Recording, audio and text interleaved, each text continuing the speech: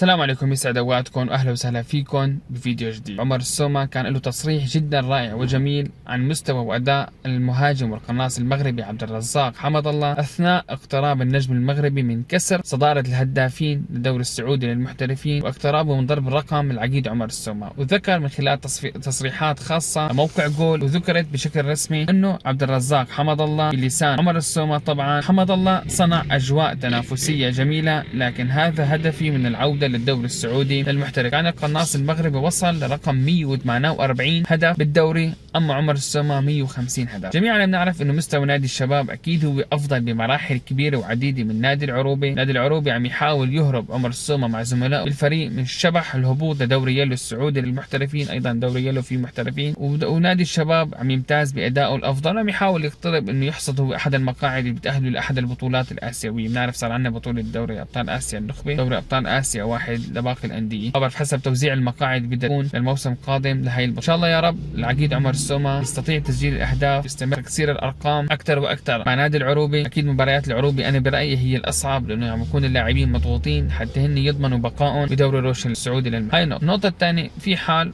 الله وفق عبد الرزاق حمد الله اكيد نحن بنتمنى له كل الخير، مهاجم قناص عربي من الطراز الرفيع، وانه يرجع عمر السومة يقدر يكسر هذا الرقم. ولكن ولو انكسر رقم عمر السومة واخذوا عبد الرزاق حمد الله اكيد نحن بنفرح لهيك مهاجم، لانه هو بيستحق. استمراريته بالملاعب السعوديه لسنوات وسنوات هي سمحت له انه يكسر رقم عمر السومة. لا ننسى انه عبد الرزاق حمد الله كان شارك مع النصر، مع الاتحاد، مع الشباب، اما عمر السومة سنوات عديدة على ما أعتقد 9 مواسم بقميص نادي الأهلي. كان عندنا هبوط وكان عندنا مستوى نادي الأهلي متذبذب خلال آخر مواسم بعد الثلاثية التاريخية اللي كانت بعام 2016، لكن أكيد ما فينا نقارن مستوى الأهلي بالفرق اللي لعب معاها عبد الرزاق حمد الله. أكيد يعني مشان نذكر تسجيل هذا الفيديو 148 عبد الرزاق، 150 عمر السومة. مباريات عمر السومة أمام الرائد وأمام الفيحاء المنافسين المباشرين لنادي العروبي بالبقاء. شو رأيكم؟ عمر السومة حيستطيع يبتعد أكثر بأرقامه ضمن منافسات الدوري انه هو الهداف التاريخي، ام عبد الرزاق حمد الله رح يكسر هذا الرقم؟